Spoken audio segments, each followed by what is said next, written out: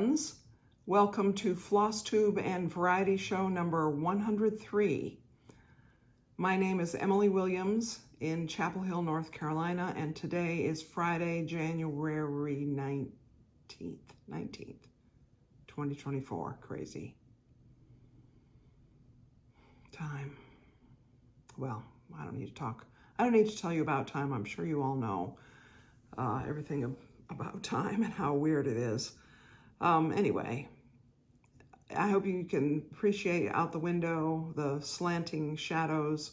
One of my favorite aspects of this time of year is the low sunlight. And we're really pretty much getting into the part of the year where we're closer to the spring equinox than to the winter solstice in just a few weeks. And this beautiful light will be memory. We won't see it again until next fall. I love this kind of light. I love the winter months. Now, of course, I live in North Carolina, so we don't have as extreme darkness, extremely early sunsets and late sunrises as farther north does. So I recognize I'm a little bit in a privileged geographical position, but I do like it. And we've had some cold weather. We're going to have a couple of cold days coming up where our lows overnight will be in the teens. But my son and daughter-in-law who live in Tennessee in the mountains,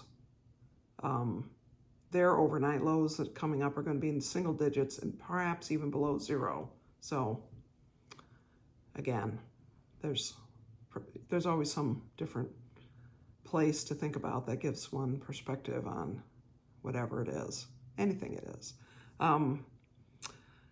So Flosstube means cross stitch primarily, and variety show means something else, and we'll see what that turns out to be. So cross stitch. I mentioned last time that I've been participating in the snowball fight that's part of Semi-Sane Stitchers, which is a Facebook group.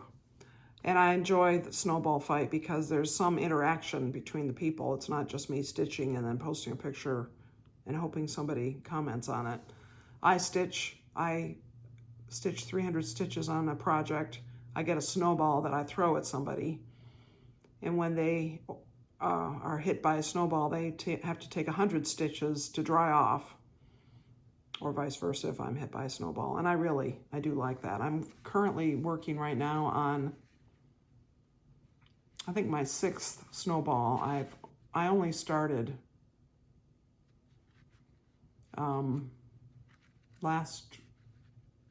maybe the 10th or 11th of January. So I've been doing it less than 10 days.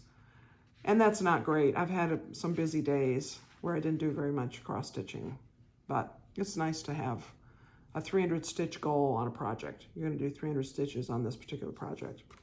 So I've worked more on Jane Thompson, 1838's The Scarlet House. And the big victory is that I went ahead and finished the border all the way around, the basic part of the border. And it meets, so that's excellent. And I did, I think the word marked might be new, and some of those flowers and a couple little leaves stuck in there every now and then. The flowers in that outer border each take 101 stitches, so it's very, very easy to count to 300 if I choose this project and choose to work on the flowers. I enjoy it whenever I get this out. I don't want to put it away, so I like it. I also worked some, not a lot, on Sampler 193 by 2x2 stitch art. And that's a Ukrainian Etsy shop. I'm about at 58%. So it's coming. I intend to finish this year. If I just would settle down to do it, I could finish it in not very long. I won't settle down to do it though, so don't get your hopes up on that. Oh, I have to pause the camera and get something. I'm sorry, one moment. I'm back. I know that was just a second for you. It was about 3 minutes for me because I remembered I forgot something else as well. I don't know. Hannah Campbell, 1838.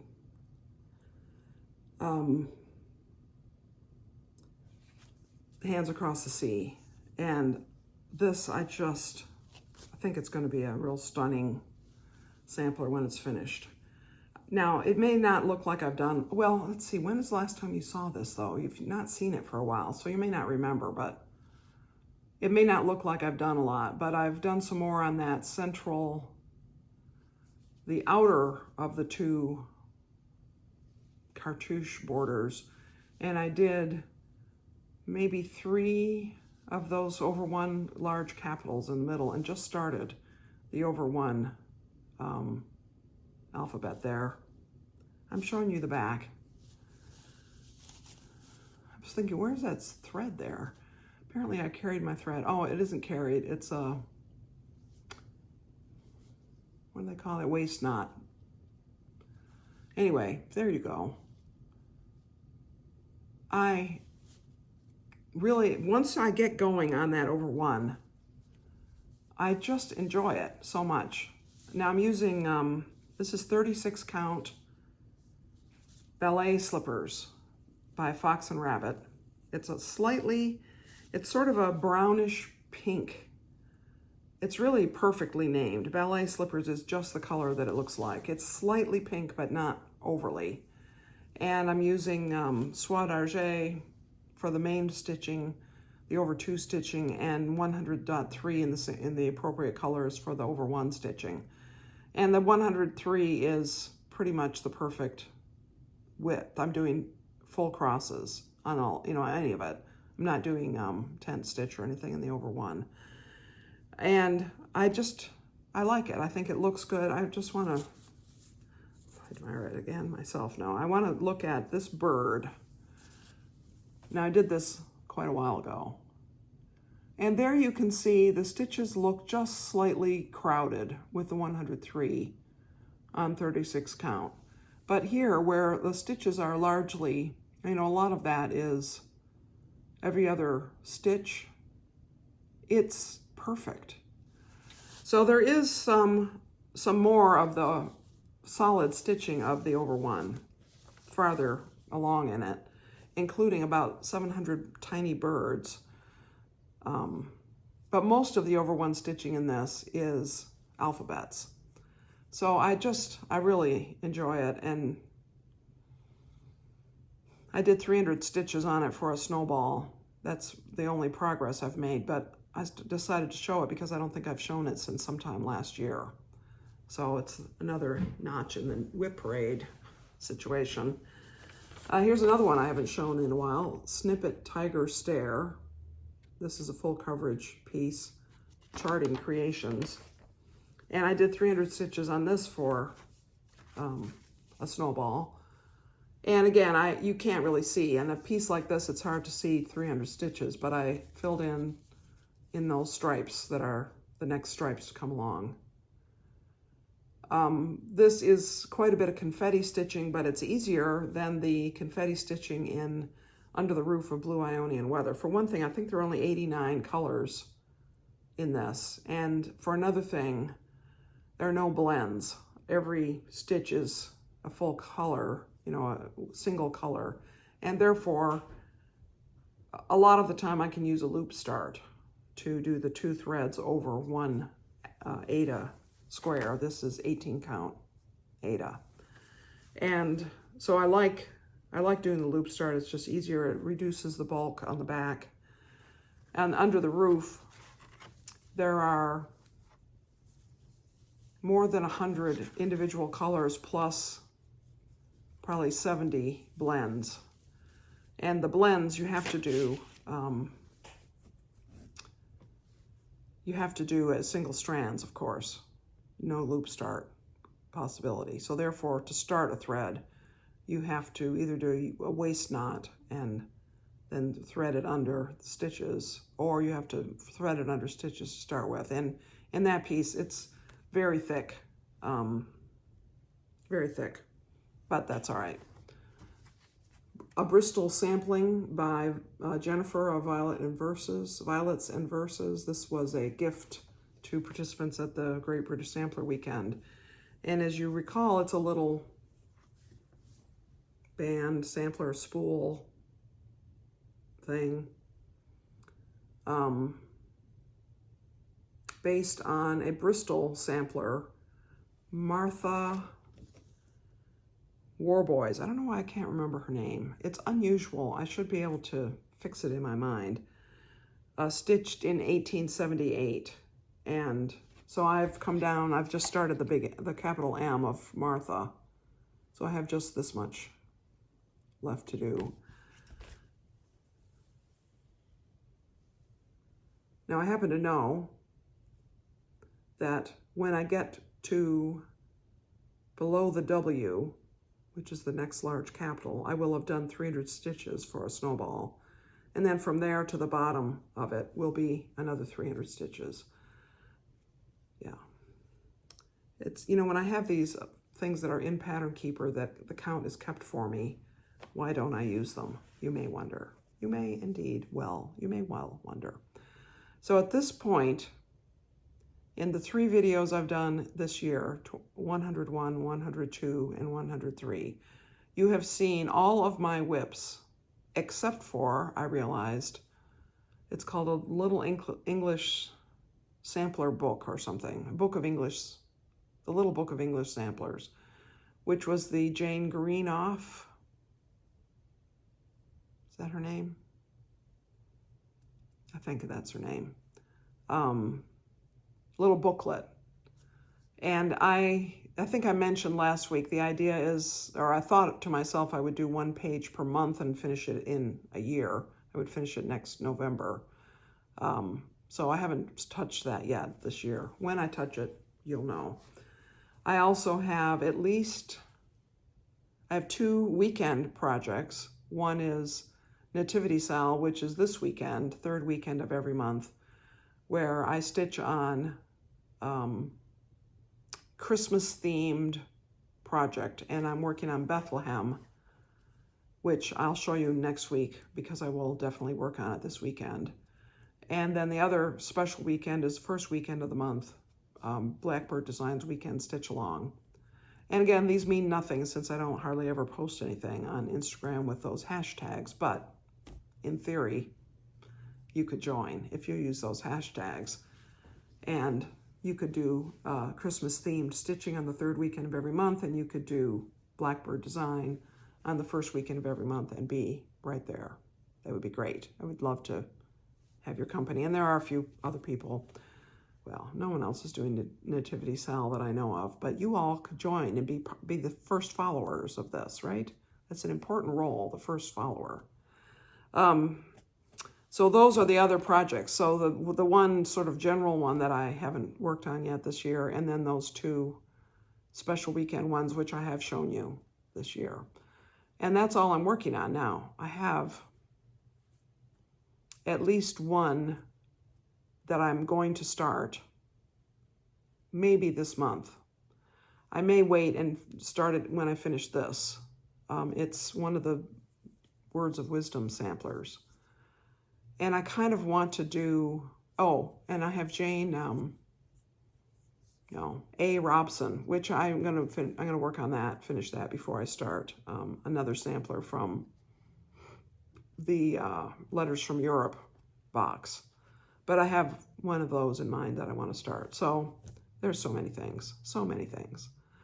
And I will have to say, you know, I've debated about what my sweet spot is in the number of samplers. And for a while I thought it was 6, period. And then I thought it was 6 plus the weekend ones. And I'm now up to 12 or so. And I think that once I'm at 12 or maybe even 10, I have to start making a plan for how I'm going to work on them, which is fine. I love planning. I like scheduling things and deadlines, and there's nothing so inspiring as a deadline. In fact, for cross-stitching, there is nothing so inspiring as knowing I'm making a video, because I think, okay, I want to have something to show. So I can't just goof off. I can't play a video game, which I did last night. I need to keep stitching. And it's not as if it's a duty or a chore to do it. I love to do it. But even things we love, we are helped along by having some expectations of ourselves or someone else having expectations of us, I think. I think you'll probably agree. What do you think? So I recognize and am pleased by knowing enough YouTubers who make elaborate plans, even to the point of planning out their whole year of how they're managing their many, many whips. And I can appreciate why they do it that way, why they do that. And I think I could understand doing that and imagine myself doing that now that I have more whips. I certainly do in my mind have a sequence, like I'm not going to start this project until I finish this one because they're similar to each other. So I don't necessarily want all my projects to be red samplers with lots of alphabets. I want there to be more variety. And so I won't start this red sampler until this one is done. That kind of idea. But at the moment, I feel like I'm just on the verge of needing to make more specific plans. And we'll see. We'll see what happens.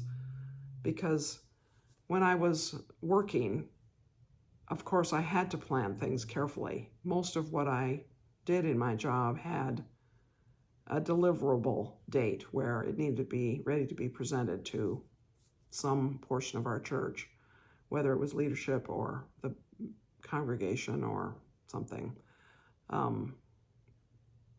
So that's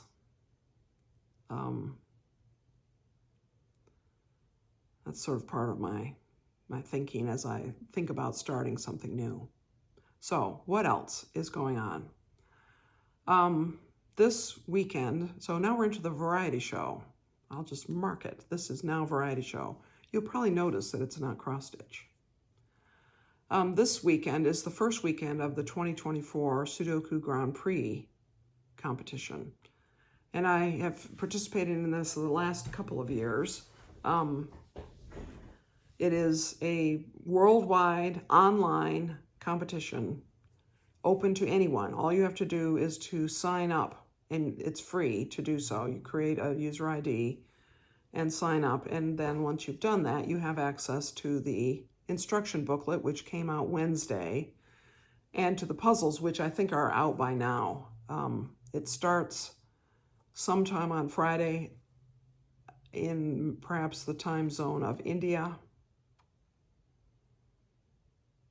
I'm not sure which time zone it starts in, but it starts at some time on Friday. And there are about 72 hours altogether during which you can pick your 90-minute slot to work on the puzzles of that month's test. And I started doing this 2 years ago, as I said, and I was terrible. The first year, I think I, in total, scored less than 400 points. And I was doing the easiest puzzles, and so they were worth maybe 25 points per puzzle. So that means I've solved over 8 months, or 8 times 90 minutes. What is that, 12 hours? I solved maybe 16 puzzles, or 20 puzzles, say, which is not good, especially because I was solving a lot of puzzles at those way back then. I mean, I was beginning to solve puzzles every day, Sudoku puzzles of various sorts, variant Sudoku, and I wasn't good. And then last year, I was much better. I think I possibly scored 800 points in the year. So I doubled my, what I was able to do. Now, the winning people scored, let's see, 8 times 600 is 4,800 points plus time bonuses. The winning people scored close to 5,000 points. So I am nobody. But my goal, the first year, my goal was to not be worst in the world. And I was barely not worst in the world. I think there was one other person who had participated in 6 of the 8. I think they drop your lowest 2 or they drop your lowest 1. Anyway, whatever it was, that our scores in comparison were equivalent, and I was not worse than that person. Last year, I was not worst in the world by, you know, a few dozen people. And I wasn't worst in the United States, because you can indicate your country when you sign in so that you're going to be grouped with other solvers from your country. And I wasn't worst in the United States. So I felt very good about that result. Now this year, I feel as if I'm more in practice with harder puzzles and less in practice with easier puzzles, which the puzzles in this kind of a contest usually borderline on the, well, the term that Cracking the Cryptic uses is genuinely approachable Sudoku, GAS, gas. And Mark Goodliff used to solve the daily gas puzzles on the channel every 5 days, roughly. So you can go to Cracking the Cryptic on YouTube and find his videos. I think the last one he did was sometime in November, and see that type of puzzle. Those tend to be a little easier than the puzzles in these contests. Then after that, you might have quite approachable, you might have very approachable. You know, there's sort of levels of what makes a puzzle easy. But these are puzzles that are designed that the very best solvers in the world will be able to do around 13 puzzles in 90 minutes. And they're rated by the number of points that you get for solving them based on, let's see, 600 points in 90 minutes. What is that? I don't know how many points per minute. Some number of points per minute, 6-ish. So a puzzle that has a 30-point rating, the best in the world will do it in 5 minutes. I mean, that would be the math, if my previous math was right, which it probably wasn't. I am slow, much slower on those things. And the fact is that you have to do those puzzles on paper or somehow in writing. I mean, most people download them to an iPad and use their Apple Pencil to solve them, which is what I'll do. But apart from that, you can print it and solve it with pencil and paper. And that is harder, it takes longer. But that's how the international championships, the world championship is done pencil and paper. That's how they're done. So even though this is an online solving, it's not online solving per se. It's an online contest in that you can participate without traveling to wherever. You can sit at your own table and do it. So I'm going to do that this weekend. I'll probably do it tomorrow morning after a nice cup of coffee and a good breakfast. So my goal for each weekend, if I wanted to get 800 points for the year, which would be about what I got last year, I need to score 100 points per weekend. That's a lot of points for me. It would be a stretch goal, let's say. So anyway, how does one prepare? Well, there's some great resources. One of the best is books or apps that have actual handmade puzzles, not machine-generated puzzles, Sudoku puzzles. It's very, very, very easy to program a computer to create a Sudoku grid. That is not, it's almost trivial to do that. And newspapers have machine-generated puzzles. They function as puzzles. They're fine, but they are not clever. They are not witty. They're not beautiful. They're not elegant. They're just something to make your brain do the thing, follow the patterns.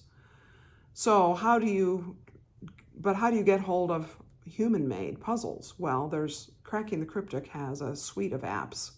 And if you're new to variant Sudoku, I recommend the GAS apps, which GAS, again, stands for Genuinely Approachable Sudoku. And I would recommend that more than I mean, if you already love Killer Sudoku, you might get their Killer Sudoku app. If you want to branch out, you can get, I particularly like the Arrow Sudoku or Thermo Sudoku. Those are two other variants.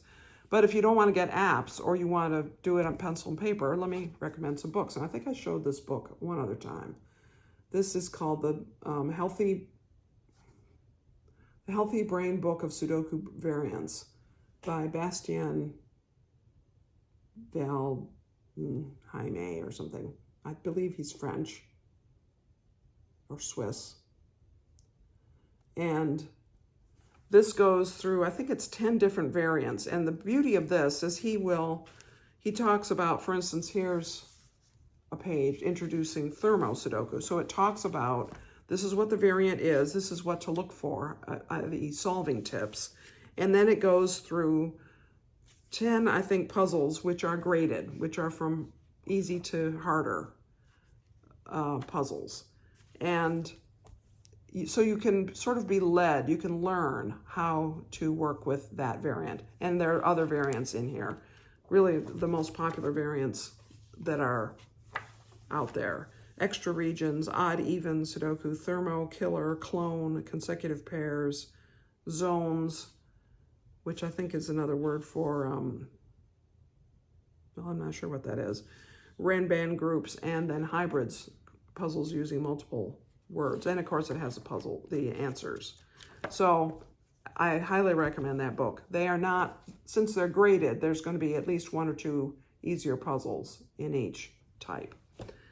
Now, there are books written by actual people, and here's somebody that's recommended by Cracking the Cryptic, that I have a few of their books. Actually, Scott gave 2 of these to my husband for Christmas. The World of Sudoku, Akash Doulani is the author's name. And he has written all these puzzles, and so the puzzle is given, and then the solving time of a friend of his is given. So you have some sort of an idea. So for instance, odd even Sudoku number 11, Freddie's solving time was 4:14. Odd even Sudoku number 12, his solving time was 4:04. So you have sort of a target. So you may, I mean, if I were doing these puzzles, I would probably think to myself, I want to try to do it in no more than 3 times Freddie's solving time, because that would be about equivalent to me getting, well, maybe I could go to four times his solving time, me getting 150 points in a weekend of the Grand Prix. So that's this. So here's volume 1 is 120 handcrafted Sudokus for your little gray cells. And I believe that there are about 8 or 9 different variants in there. Then we have The World Gets Bigger with Smaller Sudokus. This is volume 2, and this is mostly 6x6s. Meaning that instead of the normal rules of Sudoku where you put the digits 1 to 9 once each in every row, column, and 3x3 box, here you put the digits 1 to 6 once each in every row, column, and 2x3 box. Now there are ways to divide up the 6x6 grids in other ways. They don't always have to be 2x3, but it seems that all of these are that, which is great. Here's volume 6, 300 handcrafted Sudokus with 25 different variants. And some of them are variants that I have never heard about. This is a book that I bought. Some of them are variants that do show up in the world competitions. And it's really very good. Now, these you have to solve on paper, these books. And this one too, this one I showed you first. There are not links to these, but there are other books that have a QR code that takes you to an online solving site that you could do it on your phone or your computer if you wanted to. The value of these books for my purposes right now, this weekend, are that because it's pencil and paper, it makes me practice the techniques that are necessary. When you're using pencil and paper, you have to have an eraser, you have to know how to make your markings so that you can make sense of what you've done as you go along, and so on. And there are many other books. If you look up Sudoku, if it has an author, that's a good clue. If it's the New York Times, that's not an author. If it has a person's name, and if you can read the introduction and discover that they are handcrafted, then you're going to have much better time. You are going to enjoy it more. It's going to be more interesting to your brain than if you just do the Sudokus in the newspaper. So that's what I'm going to be doing this weekend, in addition to the other things that I'm going to be doing this weekend. So next week, Cindy and I are trying again to do a galloping horse video, which if we are successful, we will make that video Thursday afternoon, and I will probably post it on Friday in lieu of Flosstube and Variety Show number 104, it would be. But if for some reason we don't do that, then probably I'll post a regular Flosstube. You know, there's nothing, as I said earlier, there's nothing so inspiring as a deadline. And having a galloping horse video coming up inspires me to come to some decision point or some completion step on a project, a sewing project, so that I can show it at that video. And of course, Cindy and I always have a lot of fun together, no matter what we do, but including making those videos. So that'll be what I'm doing next week. And I believe that there's nothing preventing me from making a normal Flosstube videos coming up. So by the end of February, there will be, because we'll be planning to go to the quilt show, and I'll be gone on Friday, but that's a while from now. So I think that's all I wanted to talk about. I hope that you have had and will have a good stitching week. If you want to join us on the Nativity Stitch Along, #NativitySal this weekend, Christmas themed project. It can be a small, an ornament with Santa, with,